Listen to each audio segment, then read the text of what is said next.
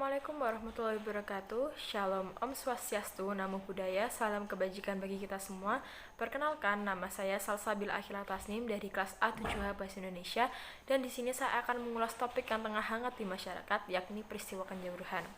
Peristiwa Kanjuruhan yang melibatkan supporter Arema dan Persebaya di Stasiun Kanjuruhan pada 1 Oktober 2022 pasca kekalahan Arema atas Persebaya masih menyisakan kesedihan dan kemarahan dari seluruh elemen masyarakat Indonesia. Berbagai korban berjatuhan. Menurut laporan terakhir dari Kepala Dinas Kesehatan Kabupaten Malang, Dr. Wijanto Wijoyo mengatakan total jumlah atas kejadian tersebut adalah 756 korban. Sebanyak 134 meninggal dunia, 596 luka-luka ringan dan sedang, serta 26 lainnya luka berat. Terlepas dari polemik terkait perbedaan dalam kesaksian kronologi peristiwa Kanjuruhan, kejatuhan korban atas efek dari tindakan represif yang dilakukan polisi tidak dapat dipungkiri.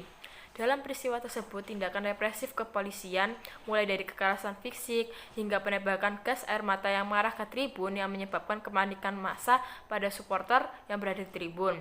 Kepanikan tersebut menyebabkan supporter berdesak-desakan, sesak nafas, hingga kesulitan dalam mencari jalan keluar yang berujung pada jatuhnya korban.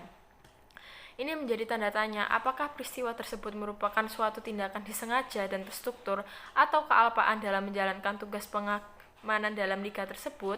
Dalam proses penyelidikan, polisi menyatakan adanya temuan unsur kesengajaan dalam peristiwa tersebut. Namun, tidak ada keterangan terbaru terkait apakah unsur kelalaian atau kealpaan yang ditemukan oleh kepolisian. Menurut saya, yang terjadi di sana itu bukan lagi soal siapa yang salah, tapi perlu ditekankan di situ adalah dari segi kemanusiaannya. Satu nyawa sudah lebih berharga daripada apapun, termasuk pertandingan sepak bola, apalagi ratusan nyawa. Selain itu, keadilan bagi para korban juga perlu ditegakkan kembali.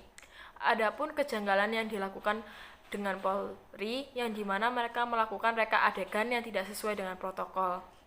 Mereka melakukan reka adegan bukan pada Stadion Kanjuruhan, melainkan di tempat lain.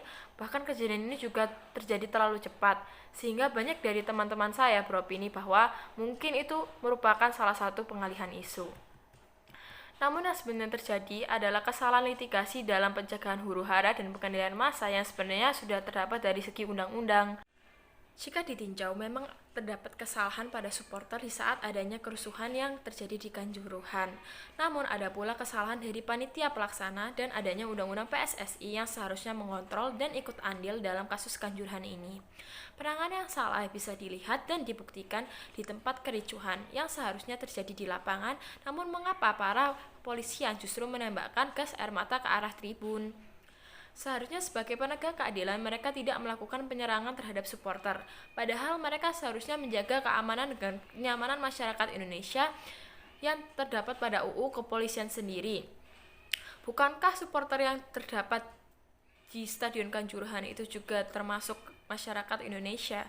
Karena itu sudah seharusnya mereka menjaga keamanan dan kenyamanan mereka, bukan mengusik bahkan sampai membahayakan nyawa dengan adanya korban jiwa dan korban-korban yang berjatuhan.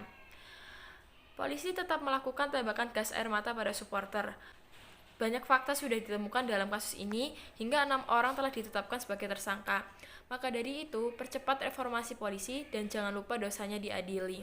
Kesalahan litigasi seharusnya diperbaiki dengan adanya water cannon dan tidak seharusnya gas air mata ditembakkan bahkan ada di dalam stadion. Semoga kasus ini segera diusut sampai tuntas, pelanggaran HAM termasuk dalam kejahatan kemanusiaan, agar kasus ini tidak ditutup dan tidak kadaluarsa sehingga dapat diusut dengan tuntas. Sekian dari saya, mohon maaf apabila ada kesalahan. Wassalamualaikum warahmatullahi wabarakatuh.